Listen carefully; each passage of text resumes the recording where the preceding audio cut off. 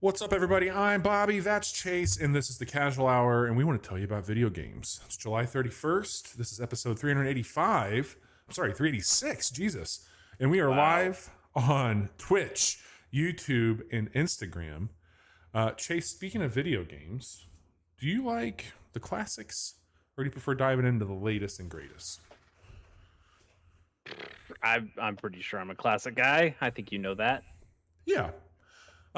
You are not alone. Our Threads community showed up in big numbers. 71% prefer old video games.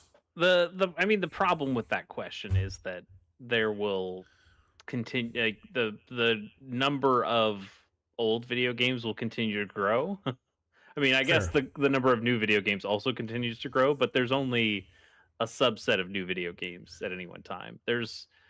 The old video games are all of the new video games just 5 years later, right? Well, it was that, but I think there was some sentiment shared just around, hey, it's just pretty slop these days. A lot of the things that we're getting are, there's not as much heart as some of the older games have, but there was also a big conversation on the power of nostalgia that took place around it. So if you want to take part in these polls that we're putting out, you can follow us on Threads. We're at the Casual Hour there. Stop by. We put some fun stuff up. You can follow up on all of our schedules, the show, and a really cool group of people that like to hang out and talk about video games. So we'll keep bringing those over here to the show. We're having a lot of fun with those over there on Threads. Chase, it is a big episode. My favorite type of episode here at the Casual Hour. It is a game preview episode. And yeah, man, there's a lot of stuff coming up. Video games are back. Madden's back, so we can absolutely pop the seal and talk about those things.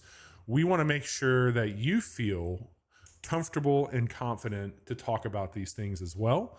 So we're going to give you all the right tools to make educated decisions on what game's best for you. We're going to tell you about the games that we're playing. We're going to let you know how we did on picking games from last month, including an update from Chase on how he's completed a game off of his backlog, and telling us all about that before he takes on another game from his backlog, right? I mean, right. Kinda, yeah. Kind of. So with Not that, the way you expect, but yes. Yes.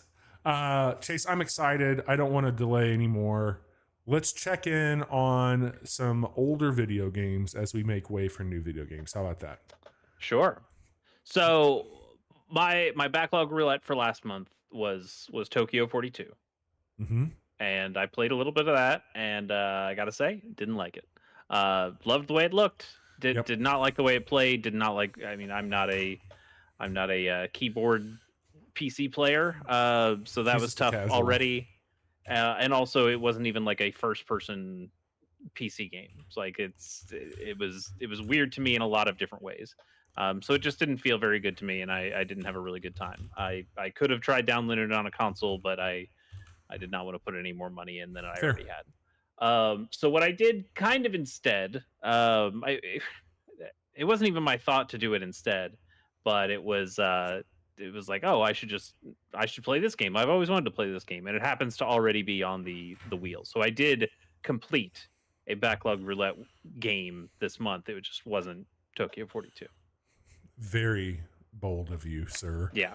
I played Jazzpunk. Well, before we get into Jazzpunk, though. Oh. I was going to do the check-in on the First Descendant because that was an older game. Okay. Oh, I thought you were checking in with me. Well, we check in, then we go. You're checking in with you. Okay. Check yourself while I check in myself. Really well, quick. You said old games and First Ascendant. This is an old game. It's been out for months now. Okay. I'll be brief. Sure.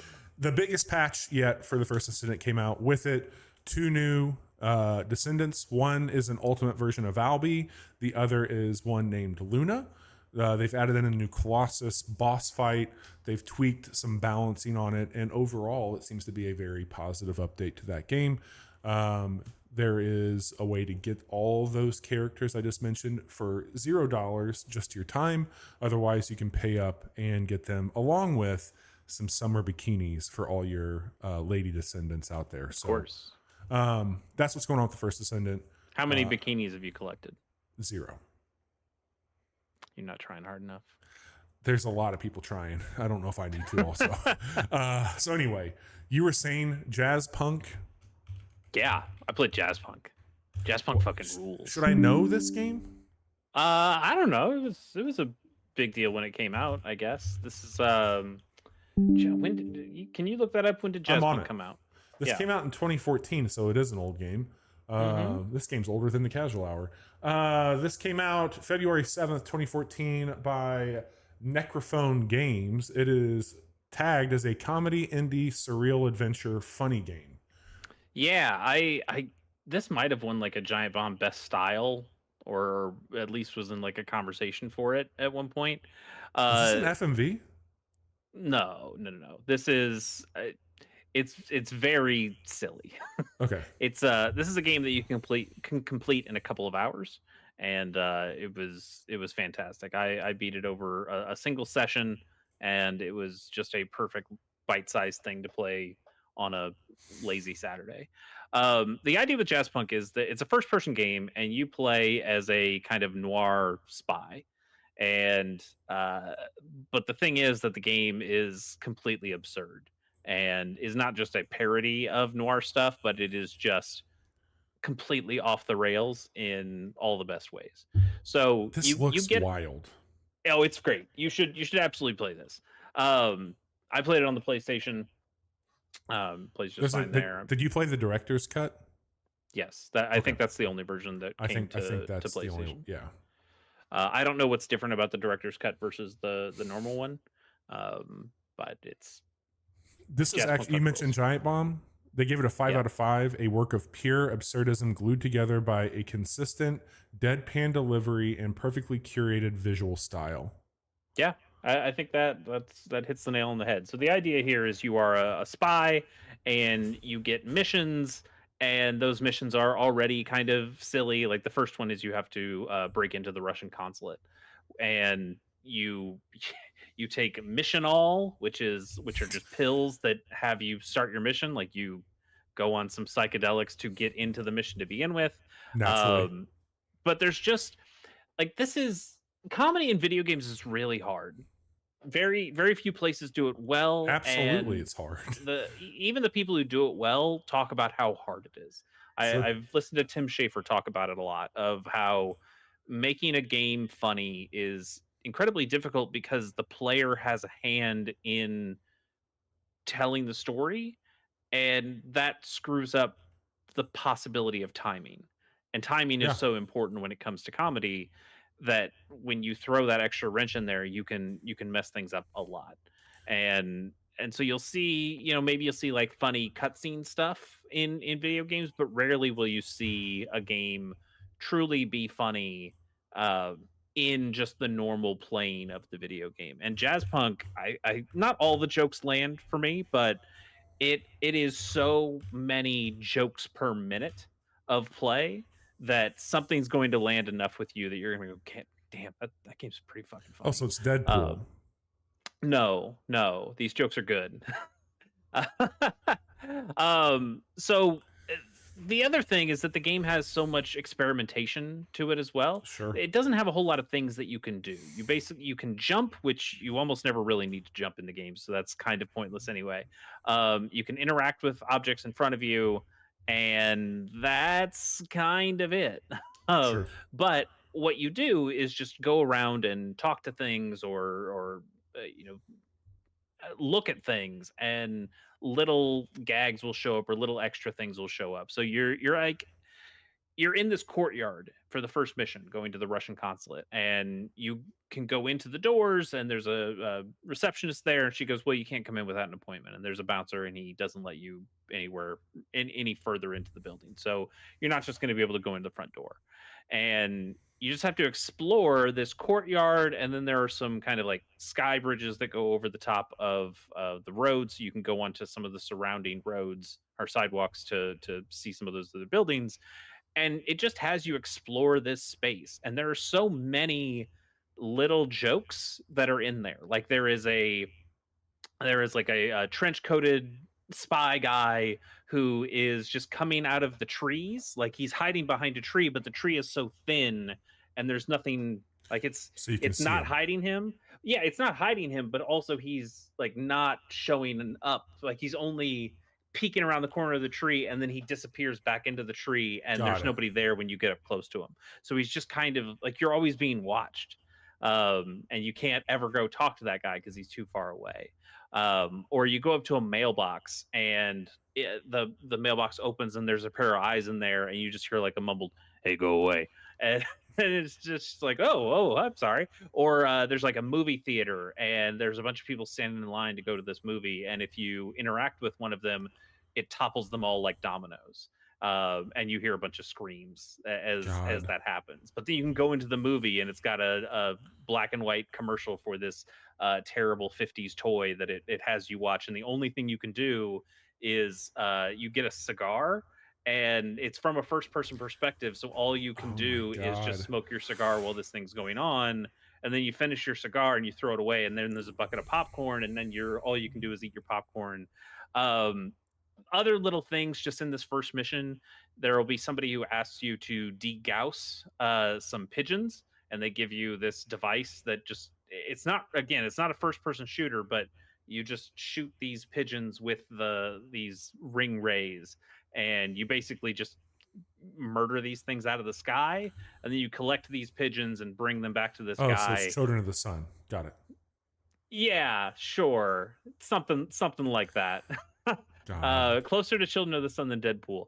But there's just so many little moments in the game that are funny and silly. Like you bring the pigeons back to this guy, and he goes, "Oh, I'm gonna make my grandma's pigeon pot pie recipe," and he just throws the 3 pigeons into a microwave and cooks them, and out comes a pie. And if you interact with him again, the pie like smashes onto his face, and he goes, "Oh, I have 4th degree burns." It's just a bunch of silly shit. It sounds like it.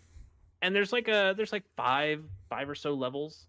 Okay. And not all of them are so open worldy like the first one is, but they all have very silly premises to them, and there's just all sorts of little jokes. And I had a really good time watching the jokes. I know I didn't catch all of them. I caught quite a few. But I've listened to some podcasts and some other people talk about it, and there's like a bunch of stuff that I know I missed just by not looking at that direction at the right time. But I did get to fight a Macho Man Randy Savage equivalent in a wrestling match, and poked him to death with a bunch of hands, and that was fun. It's great. I had a really good time with Jazzpunk, and I think people should give it a shot. I'm pissed at myself for not having given it a shot earlier, because as a game that's only 2 hours long, it was really easy to jump in, have a great time, jump out, and feel great about it. I'm glad. That's awesome. It's nice that one of those pays off, and it certainly seems like this one resonated pretty deeply with you. So I'll find a way to come around to that one, I think. Yeah, you should, definitely. A game that I have been falling hard for is a game that we streamed on Monday for Casual Mondays. It is Kunitsu-Gami, Path of the Goddess. You and I got to check this out. Close. What is it? Kunitsu-Gami. Come on. Get it out of your system. Say it all you need to, you fucking weeb. Let's do. You asked me specifically how to pronounce it. I told you, was on and Monday. You still got it wrong. Yeah, but you still got it wrong. Oh, people should know the name of the game so they can go find it. I guarantee you, it's a cool any fucking person of our small audience knows exactly what we're talking about when I say, however, I did not enunciate a fucking verb there or vowel or anything. You could just type Path of the Goddess into Google and you'll probably find it. Yes. And you should, because this game's very fucking cool. It is going to set you back $50, which is very cool. Also, it came out July 18th. Developed and published by Capcom. It is on Xbox and Game Pass. It is on the PlayStation 5, I believe, not the 4. And it is on everything your personal except the computer. Switch. Pretty much. This is an action strategy tower defense game that is a pretty good balance from what I'm putting up on both action and strategy. Where a traditional tower defense game, maybe you're just placing things and hoping that it does a good job of slowing down the enemies, where in this one, you actually have control of a character named So that will be going around kind of getting villagers rescued from this plague or disease or some sort of entity that is corrupting villagers. And then once you remove them from their husk-like stature, they go into your posse, and you can assign them a job. And you unlock new jobs by collecting masks that you get from beating bosses as you progress through these bite-sized levels that then open up a new base where you're doing repairs and upgrading your staff and then moving the story forward. The whole premise is that you have an escort mission on top of a tower defense mission. So you're equally escorting someone up as you're defending them from the oncoming waves. Yeah, it's kind of like it is like a tower defense game, but it's also kind of like a reverse tower defense game because you're repelling the enemies coming out of one direction, but you're also trying to bring somebody else from the other direction. And it provides this cool little balance of trying to stem one wave and bring in a new wave. Totally. And that gives you a lot of time from like, okay, I know I'm going to get this goddess to the door, but there will be objectives that you need to do, such as finding all the villagers, breaking pots in some cases, and others you can start to find treasure. But you're collecting resources and you're preparing by hiring in the villagers to these classes that you have unlocked. So when we streamed this on Monday, Chase, you and I only had 2 classes. We had the starting woodsman, I believe is what it's called. And woodcutter, thank you. And then archer. Right after you and I hung up and then you went and played the demo, you discovered the 3rd class. I unlocked it. The 3rd class is kind of a magical mage looking class. What's the name of that one again? It starts with an A. I think it's called like the ascetic. Something like that, ascetic, something like that. And they are on a timed loop of basically creating a radial effect that slows down anything coming into it, which is very fucking handy on a tower defense game, but also a really strategic element. You and I were talking a little bit on covering this game about, well, there's something cool here. Maybe it's a little easy. You're just doing a straight path there and walking down and having these things happen. Boy, does this thing kind of open up. Is what I'm gonna tell you. Good. That's what I want to hear. Because yeah, that was my problem, is that the game automatically has like one path that you clear, and you have to use resources to clear that path for the princess, the maiden, to walk down that path. So there's also like a bunch of side stuff, and that's to clear corruption or to collect your guys. But it feels like there's a lot of build up stuff to basically throw down to one lane. And so it sounds like from the demo and from what we saw on Monday, there's a lot of messing around with the whole stage just to eventually condense it all down to one singular point. And that felt a little weird to not take advantage of more of the stage or to have multiple lanes that you have to cover. But I'm guessing from what I'm hearing from you that you start to have to use those lanes more strategically, and you'll actually get more things to do. Yeah, a few things to update you on that I think are going to put you over the edge here in a good way. One, after the 3rd boss, you should have 5 classes in total. The 2 classes, I'll start there. I have a sumo wrestler now, and I also have a thief. And the thief is very interesting because they only are available during the day. So that's the other thing. At night is when the hordes come. So if you have a thief, they are busy at night doing thief things, of course. But during the day, if you see like a hidden treasure chest, you can assign the thief to it and they'll dig it out for you. So you're getting more resources and some cool shit that way. The sumo wrestler is expensive, but they are great at tanking in front of your goddess and just just fucking awesome there. But here's where it gets really interesting. The next level opened up, and I'm like, okay, cool. I'm going to carve the path for the goddess. I'm going to get things going. It stops you. It's like, oh, hey, by the way, you've got 3 choices on how you want to take this path now. Ooh, okay. And you need to decide what's going to be the best path for you to get to this gate. All the while, they start to implement gates that will be changing from the enemy throughout the level. So, hey, this wave might be coming here, and then you might have another wave coming from over here. So you need to not only just have one way of defense any longer, you need to start to plan it. They also implement what you were asking about around height. So your archers, if you put them up above your goddess, there you get a further range for their attacks now. So you can start to do some verticality with it. You can start to force and channel steer some paths, which are really cool. And then you have to be strategic on how you want to zig and zag your path to be the most effective on even bypassing problems, but getting to a destination. Also, I got into a boss fight, and I'm going to spoil this. It was with a centipede. And the whole premise, remember when we were lighting the lanterns? Mm-hmm. So the boss fight takes place in a room with like a dozen lanterns, but as it starts, the lanterns go out.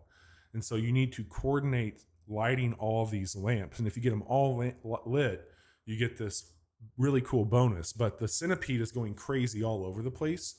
And anytime it gets by a light source, it gets like this balloon that comes off of its back that's like a crit damage.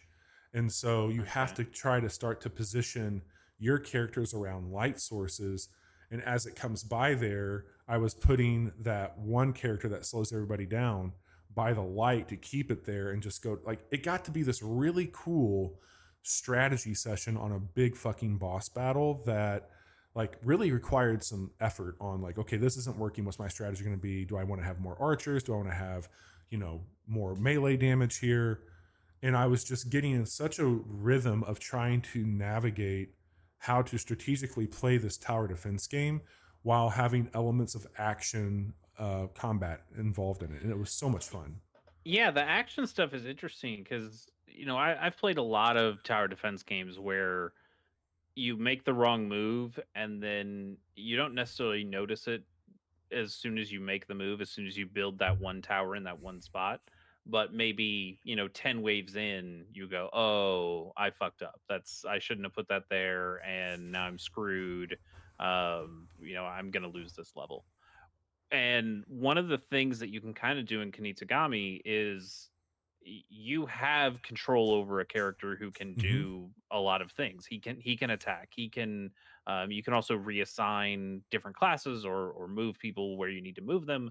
But being able to have a character that can also go in and attack, you're able to put out fires when they show up. That, oh, there are a bunch of flying enemies over here. Well, I have an attack that allows me to hit flying enemies, so I'll go over there because I didn't put any archers, so I can handle these flying enemies while my woodcutters take the guys who are still on the ground. Or maybe you have a bunch of archers in one spot and you go, oh, I just need somebody to be able to tank. Well, my character can kind of tank this for this wave because I know the next wave is going to be all of flyers, but I know I need to keep these woodcutters over here for a different thing. So I really like that more active nature of it. It reminds me a lot of Brutal Legend. Oh yeah, second time bringing up Tim Schafer games now. But like Brutal Legend had that too. That was more of like an RTS game, which has some RTS elements as well. But you also controlled what was his name, Eddie Riggs. Eddie Riggs. And he could come down and attack different spots or get into a car and do a thing or fly over to an area. And I think Kunitsu-Gami has a lot of similar DNA in that way, which I really liked Brutal Legends. So this was pretty cool to me as well. The one thing I haven't tested yet to see, and I didn't mention this earlier, villagers have a type now. So when I got the sumo wrestler, it's like, oh, hey, by the way, you can only apply this job task to somebody that's a turtle type. I'm like, okay. Oh. So when you go to your villagers, they all have these like symbols above their head essentially. And I'm wondering also if they're going to introduce some sort of like rock, paper, scissors. Like turtle is strong against stork, stork is weak against this. And then you can start to even min max, like, all right, I know that they're going to be using that, and that might not be that at all. Maybe I'm just getting like too far ahead Well, of myself. even if it's just a way to say, well, you can't make 5 sumo wrestlers on this Yeah. map. Like we're going to limit your options, so you Yeah. will know you can only get one. Okay, where do Yeah. you put that one? Because Yep. you have to do a similar job somewhere else, and that's maybe something that so your character has to pick up the slack for, or hey, I only get 2 archers here, so where do I put these archers to get the most bang for my buck? I could see that being interesting too. I like the idea of a rock paper scissors though. Of Yeah. hey, I've got a turtle villager, so he's gonna do better against these things, and maybe I use him in this way. I I was already thinking today because I've had this game on my mind. My final thought for this week will be like this formula. I really like the formula, and I don't dislike the characters. I think they're actually very interesting. But I also start to wonder like what other franchise could you build this formula with, or like I immediately went to like a Star Wars. Like okay, you're gonna have fodder here, and you're gonna use these types and all that silly stuff, but it doesn't really work with like converting people to a job system the way that this one does. But I just really enjoy this is a very cool loop of a game, and it surprised the hell out of me for sure. Like I know we talked about it looking cool on the preview, but I didn't think I'd like it like this. I don't know how it's doing sales wise. It coming in at like a slightly budget price of $50 is pretty cool. Um, and I enjoyed the demo quite a bit, and hearing what you said about how it expands out further is intriguing to me. I feel like this is something maybe I can wait to go on sale, but I would be interested to see how it's being received. Whether that Yeah. $50 gets bumped down to 40 or 30, where I'd go, well, I'll absolutely pay that. But I've got enough other games going on, and there's a whole pile of games about to come out that we'll talk about here in a second. That I don't know if I'm willing to throw $50 at it right now, but I think maybe in a couple months, if it dropped down a handful of dollars, I'd probably pick it up then. I am playing it via Game Pass and having a great time with it. I've actually played it in handheld a few times, and it's done really well there also. Nice. So yeah, that's Kunitsu-Gami. Gami. Very cool game. We'll talk more about that. So Jazzpunk from Chase. You're getting the Kunitsu part. That's the hard part. Yeah. It's just there's an I at the end of that. Gami. Yeah, you got it. Yeah, Path of the Goddess. It's really cool. You should check it out. There is a demo, as Chase mentioned, still out there. It's on all platforms. All right, Chase, this is the part where I start to hand the keys to the car over to you and let you get us queued up for talking about last month and next month. Yeah, our monthly preview stuff. So yeah, the way we start these, we always look back at the month before and see what our picks were and if those things held up, or if we actually didn't end up playing those games. And I've got one on there that I haven't played, but we'll start with you, Bobby. You had a number of things that you liked from July, so I'm interested to hear how those turned out. I don't remember hearing you talk much about Flintlock's The Siege of Dawn. What can you tell me about that? I played the demo, thought it was fine, but the more I heard from folks, this ended up being just another, I don't want to be reductive, but a little bit too soulsy for what I'd want to spend my time with. And there's a lot of other games on my list that were worth more of my time. That's fair enough.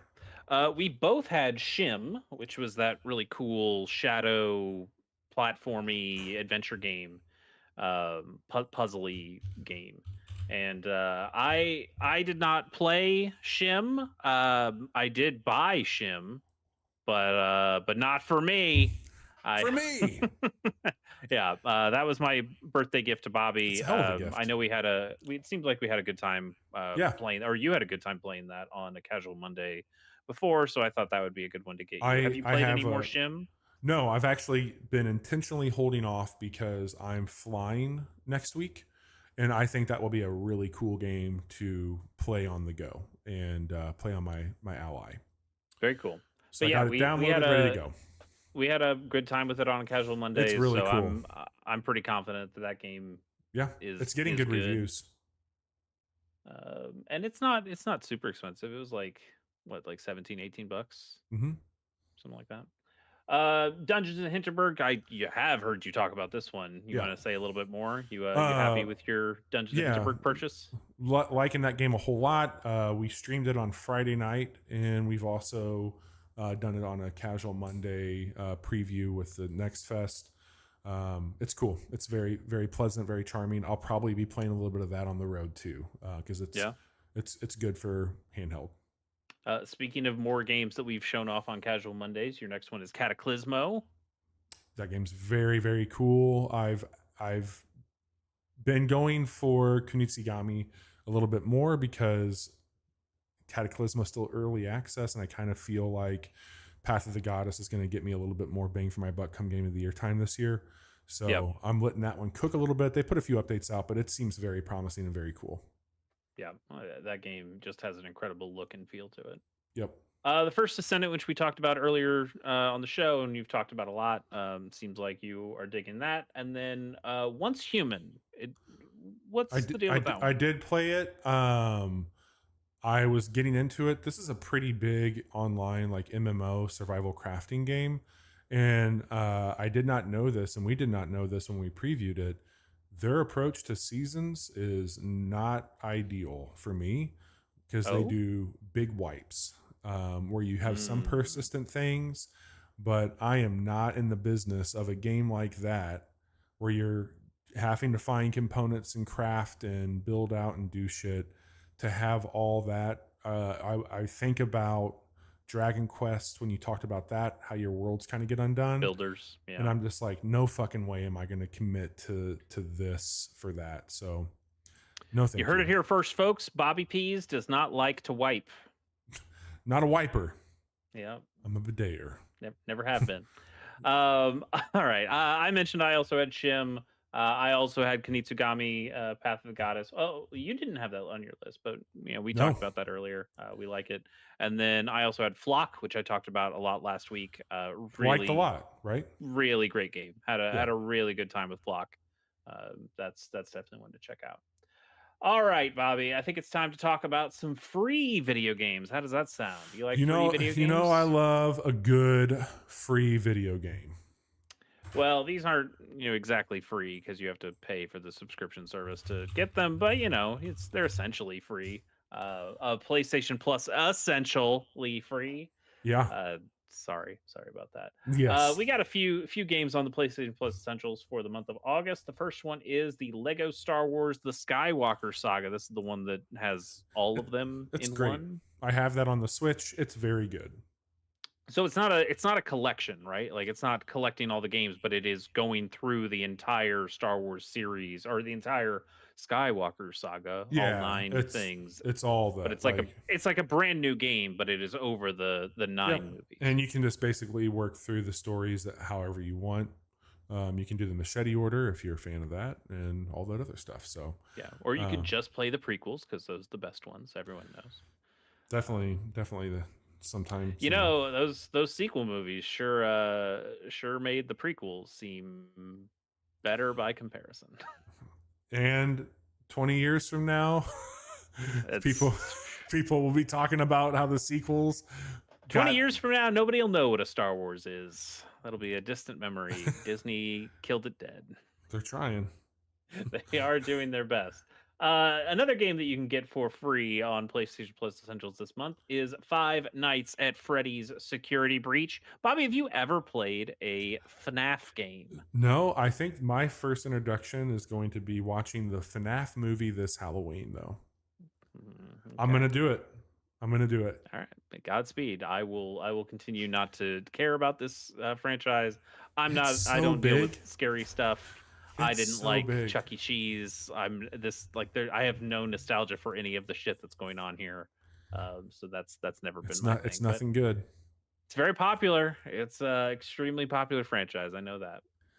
Yeah. Those are both PS5 and PS4 games. There is a PS4 only game that you can play on a PS5. It just doesn't have an updated version. That one is Ender Lilies, Quietus of the Nights, which is a Metroidvania kind of game. Sounds pretty. Yeah. It's all right. Bobby, I'm going to throw it back to you. You're going to tell me a little something about some Game Pass video games coming out in August? This month, as I mentioned, we're recording this on the 31st of July. There has been multiple sources leaking and they've got a track record of being accurate. One game did get confirmed today for realsies, but take everything outside of Mafia with a grain of salt. So let's kick it off here. They're saying August 6th, you're going to get SOPA, Tale of Stolen Potato. August 7th, Creatures of Ava. Crash Insane Trilogy on August 8th. Mafia, the Definitive Edition on the 13th. Wargroove 2 on the 15th. Atlas Fallen on the 22nd. And Core Keeper on the 27th. I think Core Keeper has been confirmed outside of Xbox for Game Pass. Okay. But yeah, those could be some games you play. Cool. Well, we got one more little piece of business to do before we get into the monthly preview proper. Like I said, I didn't finish Tokyo 42, but I did finish Jazzpunk. I forgot to take Jazzpunk off the wheel, so there's a chance Jazzpunk would show up and we'll have to redo it. But I'm gonna guess there are enough things on here that that's statistically improbable. Decide. Well, let's not let Destiny decide. Destiny would not. I don't want to play more Destiny. Oh shit. Uh-oh. What am I playing? Wait, this is on the list? Yeah. I already played this. You have it on your list? I guess I had it on my list because I wanted to play more of it. You want me to remove it and spin again? I think you should probably remove it. Yakuza Like a Dragon is a fine game. I had a good time with it. I'm not looking to play a big RPG right now, especially one that I've already played and put a good amount of time into. But maybe. Maybe my God! No. Is it better or worse? Better or worse?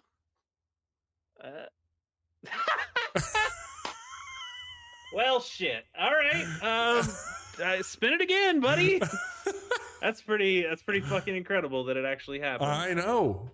It landed on Jazzpunk for those who are listening. It landed on. Sorry, yeah. I suppose we should tell the audio listeners. Can't fucking believe that it actually landed on Jazzpunk. Huh. All right. I always like your reactions. Oh, fucking yeah! Hell yeah! Mobile golf for the Game Boy Color. This is a game that probably most people have never heard of, and that's because it didn't come out here. It's a Japan-only game. But Bobby, have you played a little game called Mario Golf? Yeah. This is from Camelot Software Planning. They made this after Mario Golf, and they just didn't put the Mario license on it. So it's another Mario Golf for the Game Boy Color, which is one of my favorite golf games of all time. I will fucking play a shitload of mobile golf on my analog pocket. That's so exciting. That's a great one. There you go, man. That's awesome. Oh, that's gonna be so much fucking fun. I can't wait for this fucking weekend. Gonna be playing some golf. That's great. Absolutely. All right. Well, with that very exciting news, why don't we head into the monthly preview? Let's do it, man. I'll tell you a little bit about some of the games coming out in August. Oh, hang on. Before you do that, I gotta fix our faces. We haven't done a we haven't done a preview episode. Can't let that somehow happen. Our Discord windows for years have been the same layout, and then all of a sudden they're like, we've never seen these men before in our life. That's fair. So just give me 1 second here. Chase, do you get to create a golfer in Camelot? I don't know. I really don't know if you get to create a mobile golfer or if they give you a selection of. I think they give you like a selection of 4. You don't make a golfer in Mario Golf, right? No, but there are like 2 guys and 2 girls, and they're all generic characters in there. Yeah. Like you play against Mario characters, but you are a generic character. And I think you get your choice of 4 different people. So I have to imagine that mobile golf is probably the same way. Okay. But man, yeah. I mean, there's not a whole lot to train. It's shocking that game never came out here. I guess just it didn't have the Mario license on it, so they didn't think it would be worth much. But I mean, it's a golf game. I mean, it's a golf RPG, so there still is text, but there can't be that much text, right? I don't think so. I got us fixed. We can officially do this now. Very cool. So let's get into the games of the month of August, and we will start with August 1st. Operation Tango, coming to the Nintendo Switch. So this game is not new. No. This game's been out for a couple of years now on PlayStation. I think it's on PC as well. But it's coming to Switch now. It's got crossplay, and you know, I thought this game looked fun We've talked when I about first this saw game it. in the past. Yeah. Like, I think we should talk about it more, especially since it's on a console now that I can play, and I can play no, pretty easily. Like, that you prefer to play. You've been able to play it. You that's just true. That's prefer. true. That's true. Well, also, like, for our purposes, Oh, me yeah, having yeah. a Switch in front of this microphone is easier than me trying to play on this Oh, yeah, television. 100%. So that might be something we should I try. will buy it this weekend and we can play it next. Well, we're not going to be live next week. Right, but yeah, following. I think it can be something we play in 2024. Yeah. That'd be so cool. yeah, pretty good start there. Not a new game, but a cool game. Also on the first, Star Wars. No, not a new game. Not a cool game. Not necessarily a cool game either. Star Wars Bounty Hunter comes out on PC, Switch, Why? PS4, PS5, Xbox One, and Xbox Series X. I don't know. I don't know. This I tried to look this. I remember this game being like torn to shreds. Yes. I remember nobody caring about this game. I remember us all thinking that Jango Fett was lame. I remember that there was nothing good said about Star Wars Bounty Hunter. The only thing I can think of is that some fucking schmuck out there might see this and be like, hey, I like The Mandalorian. What's this? And go for it. Yeah, I mean, and also I feel like anybody at Disney / Lucas Games or whatever the hell they're calling that division now is just going, well, we've already remade all the good Star Wars games. So no, they're all going, hey, these fucking dummies love old stuff being new again. Yeah. So let's give them more of that slop, that old sloppy slop. What Star Wars game? What classic Star Wars game has not gotten a remake remaster? Fucking Shadows of the Empire, my man. Ooh, you know what? That's true. They have not touched Shadows of the Empire. Why haven't they touched Shadows of the Empire? And you know what? They should find a way to bring Dash fucking Rendar into one of these goddamn Disney shows they're doing. There you go. I like that. Cross promotion. That'd be great. Yeah, you know what? I would 100% rather have a Shadows of the Empire remaster than I would playing Bounty Hunter. Yeah, I don't know. I don't know, man. But it's got remastered and it's coming to everything. So I think it looks like shit. Yeah, it came out in 2002. Like most games look like shit, but this game especially, I don't know, man. You're not going to hear me get. I usually am a little bit more positive than this, but this is absurd to me. I was pretty excited when the Dark Forces remaster got announced. I still haven't downloaded that yet. I did play through Doom, so I did my homework, so now I can play Dark Forces, and I will at some point. I just had no love for Bounty Hunter. I did not care about this game. It's wild to me that they're bringing this back. There's so many other more deserving games, not necessarily Star Wars games, but although we did mention one. But there's so many other games that I would rather you bring back in some form or fashion, and yet we're bringing back fucking like Star this Wars. Next one. No, not really. On August 2nd, Arrow the Acrobat bat. No, it is a brat. It's a brat. He is a brat, but Arrow the Acrobat comes to Switch, PS4, PS5, and Xbox One and Xbox Series X. I played a very tiny bit. I went over to a friend's place and played this on Super Nintendo, and this game's not very good. It looks pretty mid. Yeah, it's just a fucking platformer, a mascot platformer, which there were a billion of back in the day. Yeah, that's all there was. I don't think this one is particularly all that crazy. I feel like somebody here saw the Sparkster collection was happening, the Rocket Knight thing, and they're like, well, we're probably just good as Rocket Knight. And I'm over here to tell you, you're not. Yeah, you're definitely not. But also, I wasn't all that jazzed about the Sparkster collection either. So, yeah, this is. I mean, it's like one step above Bubsy, right? But like, this is This is like Gex territory. One step above Bubsy, one step below the fucking Domino's packing. Yonoid. Hell yeah. Yeah, this ain't no Yonoid, I'll tell you that. I'll tell you that right now. Yeah, I don't know why we're feeling like we need to bring this one back, but whatever. Let's talk about some good games. Let's talk about another game that's coming out August 2nd, which is World of Goo 2, which is coming to PC and Switch. World of Goo, the original, came out in 2008. It was a big WiiWare game, which I think it like built WiiWare. Like, hey, this is like Nintendo's one big indie game that you can play on the Wii, and people loved it. And then they just never made another one. But they are now. So I first found out about this game. This is really strange. This was an iPhone game or an iPad game, or both. And that's where I first played World of Goo. And so I didn't realize at the time that this was a WiiWare game, but most of what I played was on there. Jesus Christ, I don't remember it being this fucking creepy. Yeah, so I wrote in my notes, like, I don't remember these salad fingers fucking cutscenes. That was straight up fucking, is this real? Also, I hated that I remembered salad fingers was a thing. So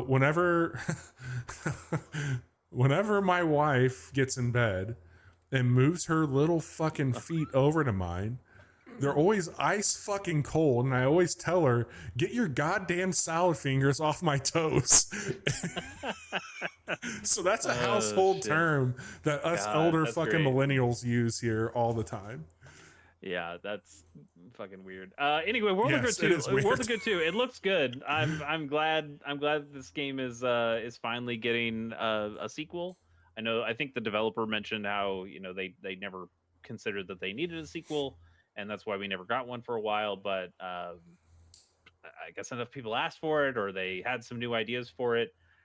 That's really cool. Like I feel like we've gotten this genre of like bridge constructor type games that, while not exactly the same as World of Goo, it definitely took a lot of inspiration from that game, and I think it's really cool to now see World of Goo get a sequel, and we're gonna see some new things out of it. That's neat. It's featuring Gooigi. They should do that. I know. I'm just saying. I'm over here telling these motherfuckers how to make money. Put Gooigi in there. They should just do that. On the 6th, let's talk about Signy. I think it's Signy. It's all capitalized, so maybe it's just CYGNI. But Signy All Guns Blazing, which is coming to PC, PS5, and Xbox Series X. This is a vertical scrolling shooter, like a Raiden or a I don't know. Tell me all your verticals. An Ikaruga, but Geometry as you Wars. See, that's not exactly the same, but I get where you're coming from. Look at this fucking presentation. Well, this is an ex-Pixar. Yeah. So. Okay. Right here from IGN. What happens when an ex-Pixar artist sets out to make an old school style shoot 'em up? The answer is Signy All Guns Blazing. It's when it gets into the regular gameplay, you go, okay, this looks nice, but it looks like a lot of other kinds of games I've played before. But when they zoom in close, or you see the amount of detail to these models, this is gorgeous. Absolutely it's really incredible. If you're listening to our show, look this up.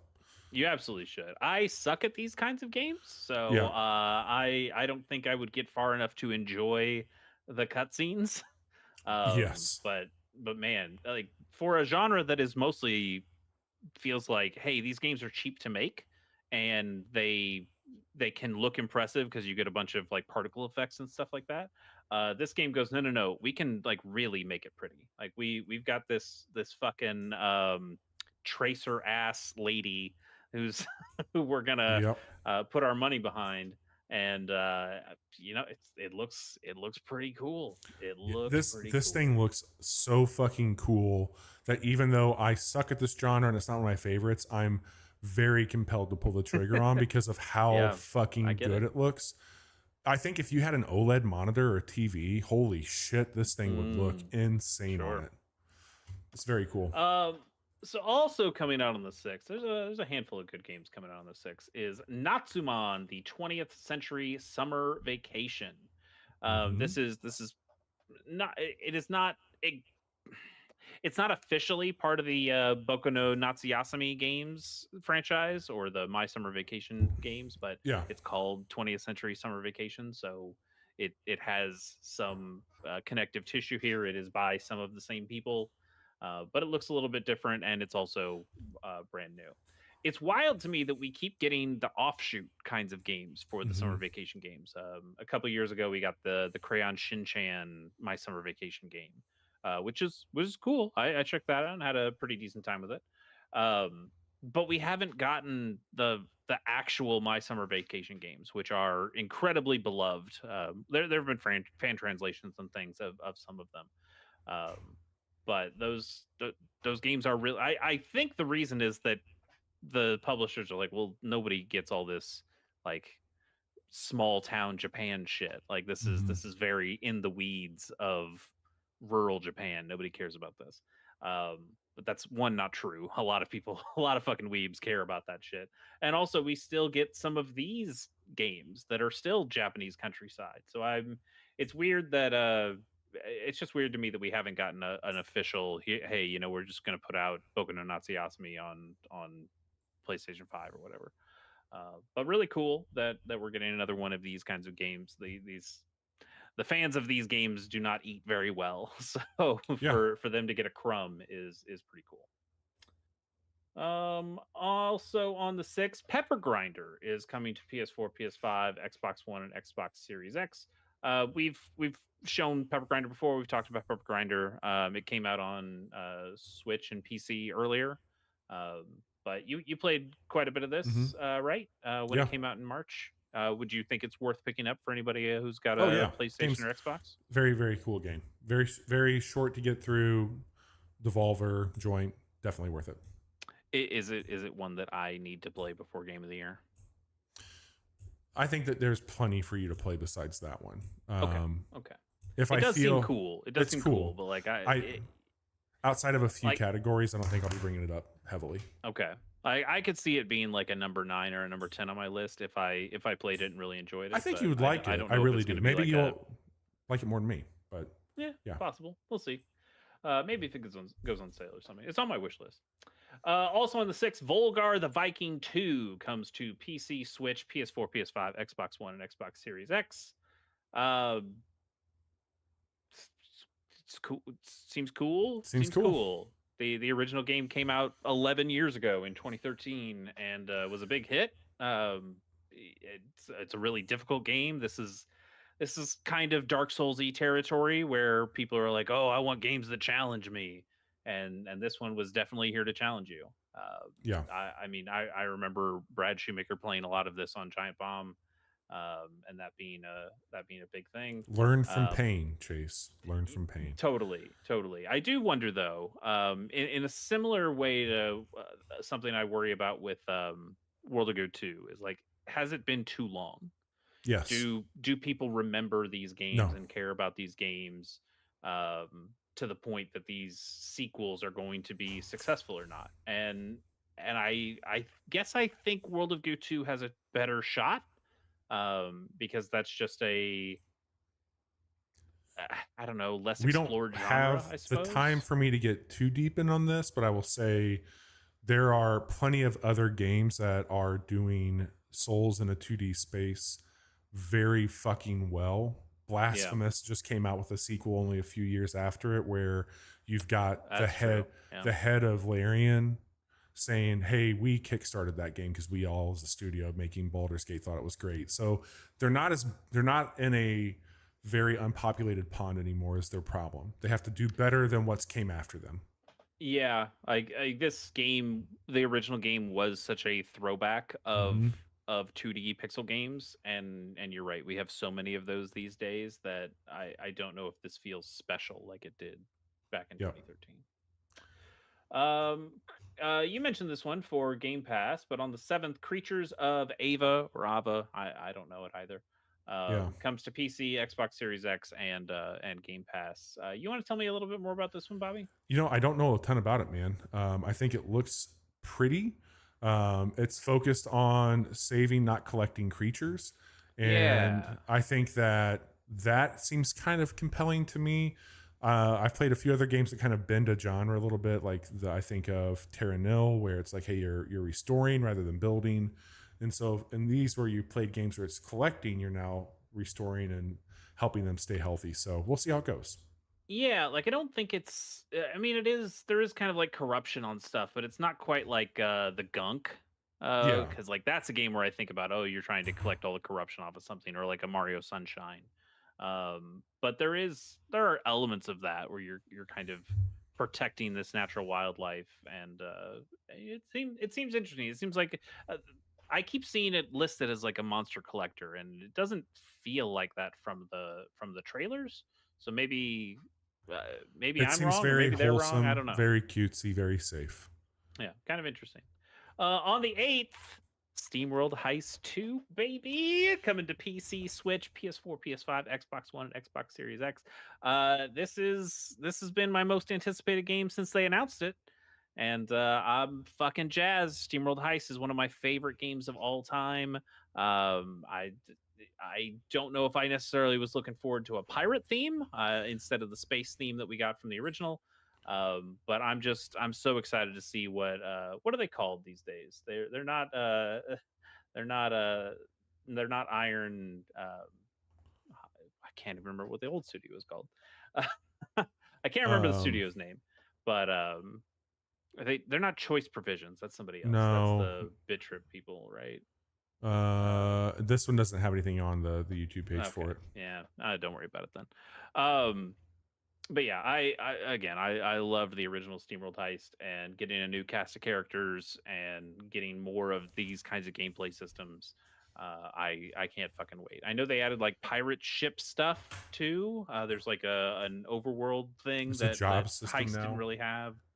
I've purposely not looked into much here. I just want to go in on the 8th and play the shit out of this game, and that's exactly what I'm gonna do. So Hell pretty yeah. excited for this one. On the 9th, The Crush House comes to PC. We saw this one at the Devolver Direct. Yeah. This is kind of like the Love Island, Big Brother, like Real reality world, show all that stuff. shit. But yeah, but it's like you're the one who's poking these people to get them into fights. There was I don't know why. All right, you can't use this against me, Bobby. There was a television show that I watched called Unreal, which was a Mm-hmm. scripted television show that was about a woman who basically was a producer for a reality show, like a bachelor type show, and her whole job was to create drama with people. So she was lying to people about things that somebody else said. And I thought the show was very fun, and I ended up watching all of it. She eventually like becomes a contestant on the show herself in like a later season because it's some bullshit sappy stuff. It was a Lifetime TV show, so I guess you have that ammo on me if you ever need it. But I do. I enjoyed that show. I don't know. I might enjoy the game. I like this idea. I don't like reality TV, but I do kind of like shitting on reality TV a little bit. So there's something kind of compelling of fucking around with people in this way. I don't know. I would like to hear your thoughts on it. I don't know if it'll be for me though.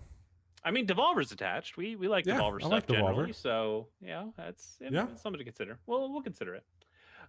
Something that Bobby will consider maybe a little bit more is a game that comes out on the 15th, or some DLC that comes out on the 15th. Dredge: The Iron Rig comes to PC, Switch, PS4, PS5, Xbox One, and Xbox Series X. Bobby, I'll throw it over to you. I know this is Dredge's second kind of expansion or piece of content, but what are you excited about here? Or this are one you looks. excited? I am excited. I'm very excited. I'm still trying to see how much your ship will be playing into this, because it looks like you're going to be operating this rig quite a bit and bringing stuff back to the rig and upgrading the rig. Their DLC's been pretty thoughtful. It's done a good job of expanding on a pretty contained story. I will absolutely pick this up because I think Dredge is an incredibly creative game with a great style, and I want to support it. So, will I be playing it right away? Probably not, but I will be picking this up financially to support them. Very cool. Also on the 15th, Grapple Dogs Cosmic Canines comes to PC, Switch, and Xbox Series X. I just think this looks like a really fun time. Yeah, mean, I somehow got connected to the developer on Twitter, and yeah? I've kind of watched this come together in a cool way. And I thought this was out, so maybe I was just seeing a lot from him on it. But I thought the style of this game would be something that you dug for a long time. I mean, we talked about Pepper Grinder earlier, and it feels like this has a similar kind of moving through a Mm-hmm. space kind of thing. I like the grapple hook stuff that's in here. It just seems really colorful and really fun, Mm-hmm. and I could totally see this being something that I pick up and put a good amount of time into. So we'll keep an eye on that one. Pretty Totally. cool. On the 15th also is Shapes 2. That's Shapes Shapez. So you know it's cool. That is coming to PC and Mac. Bobby, I think you put Shapes 2 on here. Tell me about Shapes 2. Yeah, this is a almost like a Risk of Rain to a Risk of Rain 2 jump from what the first one was. Okay. It was a highly Oh no. yeah. Oh Yeah. no. Yeah. Oh yeah. Okay. Oh yeah. I remember Shapes now. Yeah. Okay. So you are combining different shapes to make shapes in an automated factory. This is the biggest fucking sicko pile of sick. This is sick slop that I will be eating. Oh my god, this trailer just keeps zooming out to bigger and bigger treadmills of bullshit. Yep. That's what's going on here, man. Oh, I hate this. I love it. So I'll be checking this one out for sure. There was a demo I got to see, and again, Shapes. The first game came to iOS. That's how I learned about it, and it's one of those things where it's like, oh, I'm learning about this just as they've got Shapes 2 around the corner. This is gonna be great. So can't wait. You fucking sicko. I know. All right. Also on the 15th, I Am Your Beast comes to mobile and PC. Did you put this one on here too, Bobby? I did. We played this on Steam Next Fest. This is super fucking stylistic. You are being hunted down by big military tech. You are a rogue agent, and it's a time trial, like leaderboard. Beat this level as fast as you can. Not quite as squishy as a Hotline Miami, but just as much style. Throw your gun when you empty the clip. The story was so fucking good for this. The expose they do between the missions with the story stuff and the voice acting is top notch. I can't wait. This is the same people that made El Paso Elsewhere. They also made oh my god, Black Market for Human Parts and stuff. Yeah, I was gonna say. And then the dogs working the airplane runways. Right. Yeah. So they've been cranking them out, man. And I remember watching you play this. You were good at this game. Yeah, I got all right with it. Started to like get a good flow with it. So I think this will be a fun game to stream for us. Like, I think it would make for a lot of fun for you to do this with me. Yeah. I wish it was coming to a console I played. But this is pretty cool.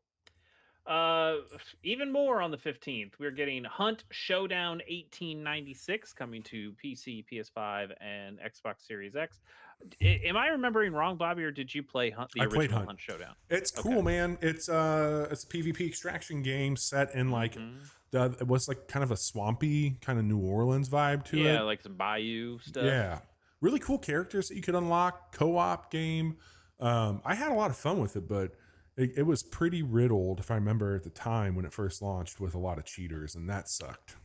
Well, and as a guy who doesn't like big wipes, as we've talked about before, like death is absolutely permanent in this, and it was really punitive in the way of like you brought back money and you could buy weapons again, but if you even if you died with your starter character, you wouldn't necessarily have enough money to buy all the stuff they start with again, right? Yeah, so, it was rough. That's a little too punishing for me.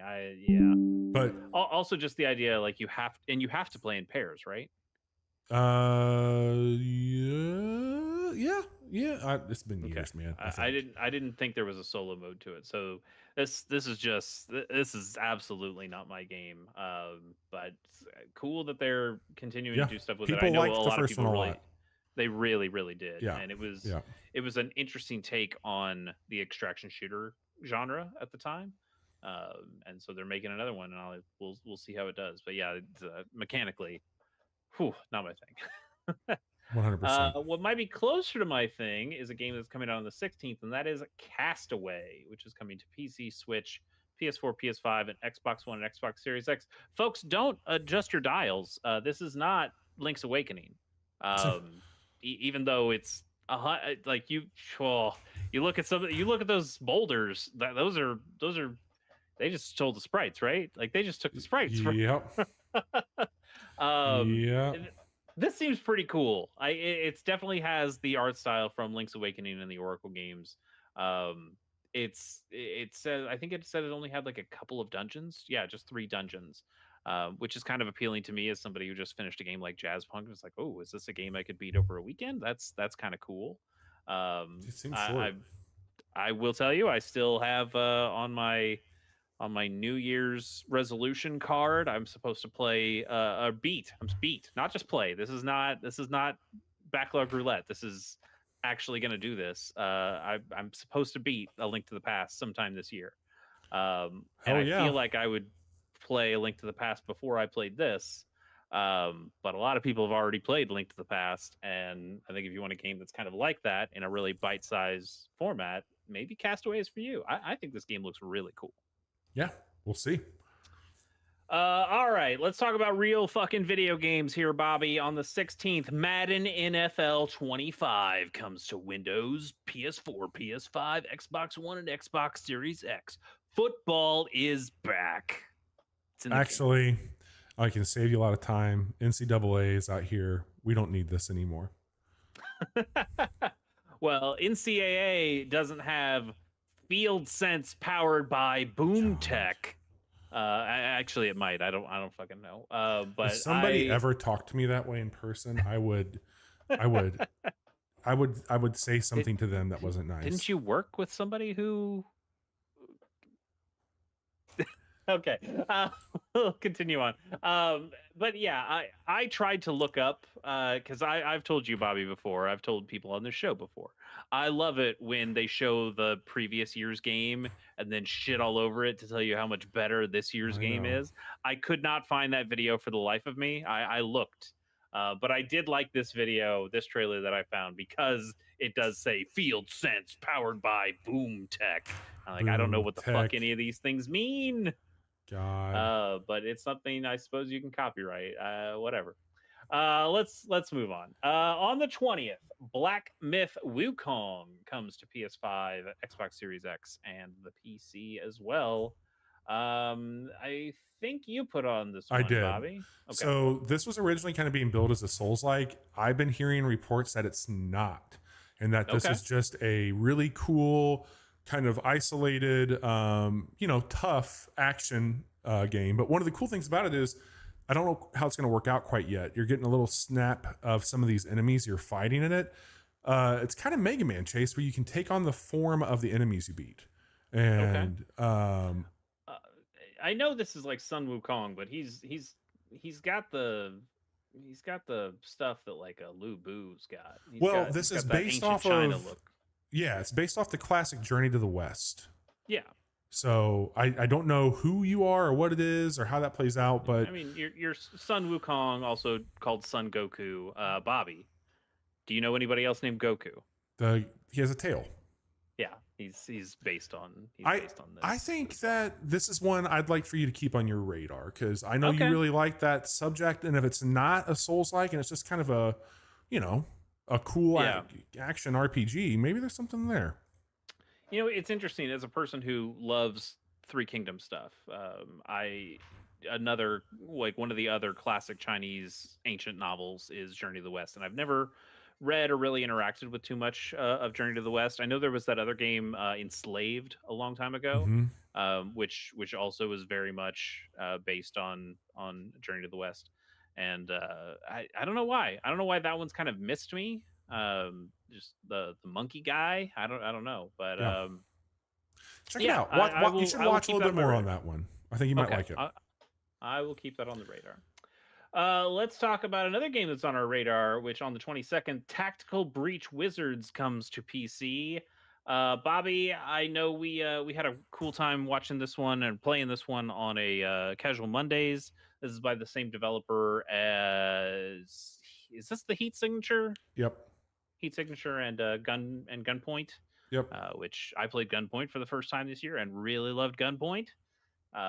Yeah, this is cool. Really cool. I know that, you know, we've got SteamWorld Heist 2 coming out, but this is going to be a day one pickup for me. I really liked what I saw, and you and I had a run where we were playing XCOM on Monday nights. This could be something that we play for a few, kind of get through the story and do that together. Sure. On that way, I have kind of a dedicated space to play this game for a bit and can put some time in with it. And it fits the mold pretty well there. Or we can do SteamWorld there too. I don't care. Yeah, I mean, like as people who have enjoyed fights in tight spaces, I think this game has a lot of connective tissue with something like that, and that's pretty exciting. I mean, I love SteamWorld Heist, but I also think that's something that maybe being a little more story based than this one might be. Yep. That's something I probably want to play on my own. But yeah, I think this would make a really good game for a Casual Monday series. Agreed. Let's try to run through some of these a little. We can be quick on these, I think. I put Concord on here because it's coming out, and I don't think anybody's going to care. This is the hero shooter for PlayStation. It's got very piss poor reception from its open beta. I am basically putting this here as a place and time because I think that we'll be covering this close. I hate to be this way. I really do, man. Prove me wrong because I don't want to see any developers lose jobs, but I don't see how this fucking stays afloat. I really don't. Yeah, I mean it doesn't even feel like it's got the riz that the Star Wars. It's $40. Yeah. Ooh, that's this game 40. Is free? No. Excuse me. It's 40, and it's got battle passes and all this shit in it. What's the Star Wars one that's a hero shooter? Well, there's Star Wars Hunters, and the Marvel Rivals is out in beta right now doing gangbusters. It's just not going to work out for him. Anyway. No. Probably not. I can take the next one too for you if you want. Yeah, so on the 27th, Core Keeper comes to everything, including Game Pass. But yeah, what's Core Keeper? This is an incredible co-op dungeon. Go out, get resources, come back, craft new ancient tech, go deeper into the dungeon. There's bosses tied behind tech walls. It's really fucking cool. I played a lot of it in early access and waited. This is going to be like a casual Friday game that we did back in the day. But now that's in 1.0, I am going to hop back in there because it was really, really neat. They had some cool stuff going on. Yeah. And if there was a little less farming, maybe I'd be a little bit more interested. Yeah, but, I think there's some Spelunky there too. Yeah, it does seem. I like the art style quite a bit. On the 29th, Emio, the Smiling Man, Famicom Detective Club comes to Nintendo Switch. So they only made 2 Famicom Detective Club games back in the day, and we got those a little while ago as part of a collection. They did remakes of them, and they did pretty well. I played the first one and had a really good time with it. I need to play the second one at some point, but I guess they did well enough that they decided, let's just make a brand new one. We already have this engine. We already know how we can make these games. Let's just build a brand new one. And that's exactly what they did. So I think that's really neat. Again, I still think I'd probably end up playing the second one because I already own that, and I would want the context of having that and seeing how they change it up with this third one. But I think that's really cool to revive a franchise like that and to see it gain more traction. I feel like so many times we get the remake and then there's not enough interest, or they don't continue to build a new game or something like that, which is kind of disappointing. I mean, it's nice to get that preservation aspect, but usually they put out a remake to kind of like test the waters to see if, is this still viable? And it's cool that this one is still viable, even though I'm sure this was not like a billion seller. Totally. So still pretty cool. On the 29th, Squirrel with a Gun is coming to PC, PS5, and Xbox Series X. So this is very silly, obviously. and it is what it says it is. You are a squirrel. You find a gun or multiple guns. It looks like incredibly stupid and silly. Yeah. Unreal Engine 5 though, so yay for that. Yeah, absolutely. They did a whole lot of animation work here. That's a hell of a thing. I'd be interested to see more about this. Yeah, it's very dumb. Also on the 29th, Gundam Breaker 4 comes to PC, Switch, PS4, and PS5. I'll try to be quick on this. This should be my shit, right? Like I'm a big Gundam fan. I thought it was. I'm sorry. There is lots of Gundam here. I even make Gunpla. I made a Gunpla this weekend. But there's something about like building your own machine and not having the Gundam characters as a part of this at all that doesn't quite fit with me. I don't want to customize a Gundam. I want to play with the Gundam I know with the character that I know piloting it. So I might come around on this. It also like these are Gunplas. These are not like the actual Gundams. These are the whole idea is that you are fighting with model kits, which I think allows the game to make everything feel plasticky in the way it feels, not just the way it looks, which I'm not super jazzed about either. I want my robots to have some heft to them. And so I'm not quite sure this is for me. I didn't end up pre-ordering it, and I'm probably going to wait and see some reviews. But this is probably not my thing. There's other kind of games that I would much rather play. And then on the 29th as well, Visions of Mana comes to PC, PS4, PS5, Xbox One, and Xbox Series X. I just put it up here because I want to keep saying someday I will play some games from the Mana series. I think there are some a demo really dropped for this yesterday, I believe. I think you're right. But I like some of the stuff that's going on here. I like the party switching and the class changes, and I like the kind of combat I see. I think there could be some fun combinations with the way this combat works. But also I think I would go deeper into the Mana series and find some older ones that I would play first before playing Visions of Mana. There's plenty of other Mana games that are very well loved. And then let's see. Do we want to end with your big one, Bobby, or do we want to? Yeah, we can go to Breachway first. Yeah, let's talk about Breachway. It's coming out on the 30th. Coming to PC. I think you put up this one, Bobby. What's Breachway about? This is basically a deck building FTL. So I like those words. Yeah, I figured this is something that you'd want to see. I love the ship design. They remind me of Hard Space Shipbreaker designs. And what's really cool about this is your deck is built when you're building your ship. So as you're putting components on your ship, that's building out your deck.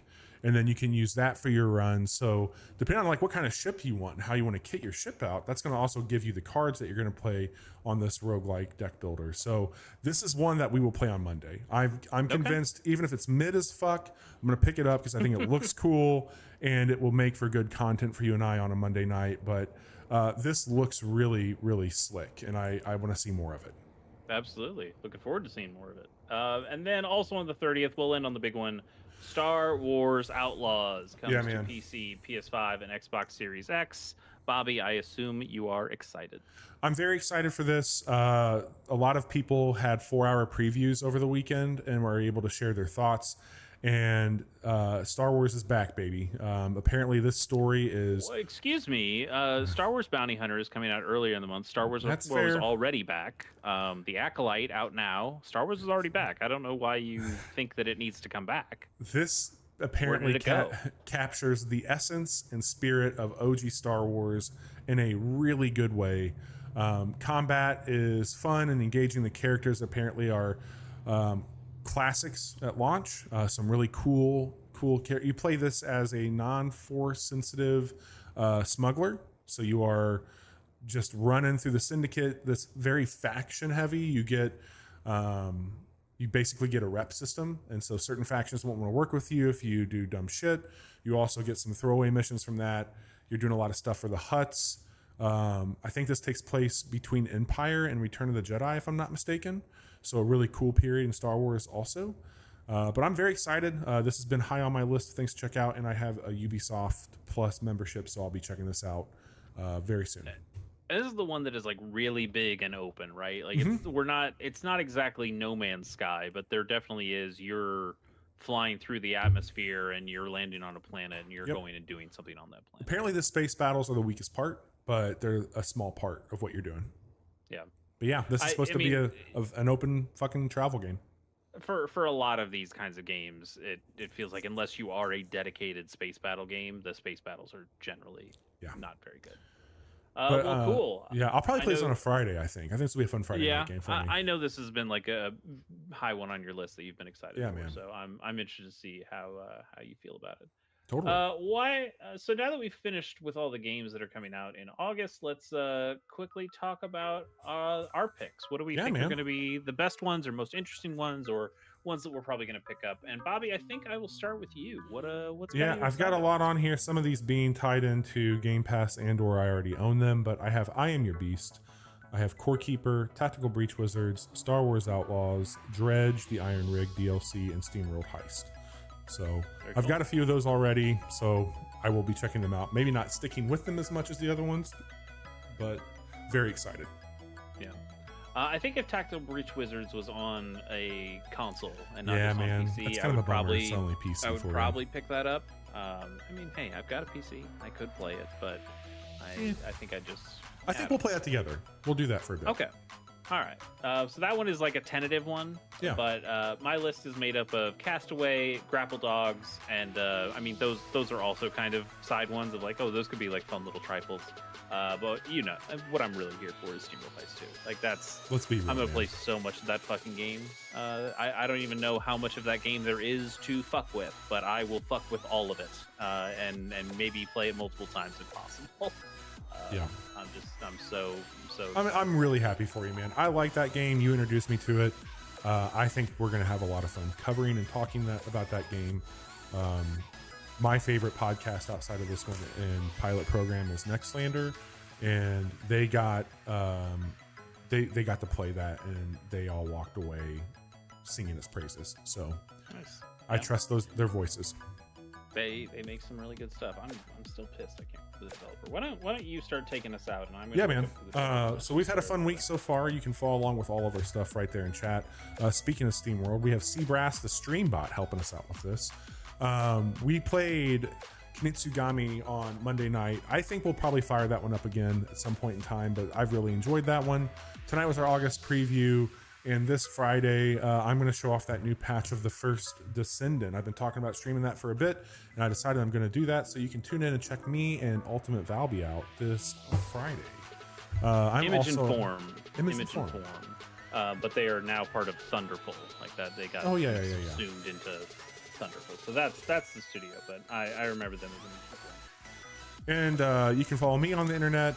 There's my link tree. I'm mostly active over on Threads these days. I think I am pretty much. I'm not going to make a big post on X, as I've done this in the past, and I've come back and forth. But due to recent things happening on Threads, on Twitter, I think I'm personally pretty close to being done over there. Oh, what's happened? Elon is a fucking dumbass. That's all I'm gonna say. So hadn't noticed.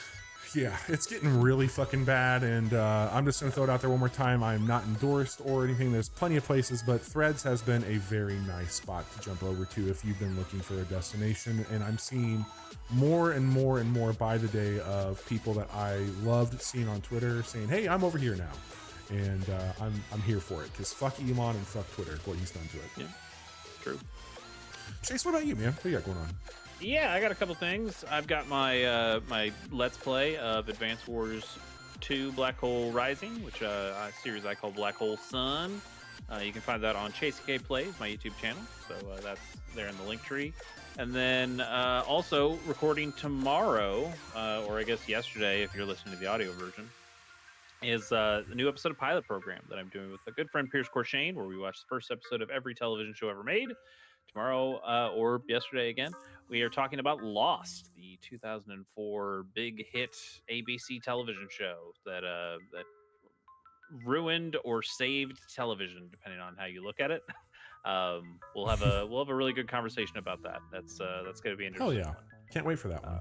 yeah, so go check that out. shows.acast.com/pilot program, and we've got 23 other episodes that we've put out so far, so you can go check out a lot of cool stuff there. That's awesome. We will be back live Friday with the First Ascendant. Thank you all for hanging out, and we look forward to seeing your contributions to our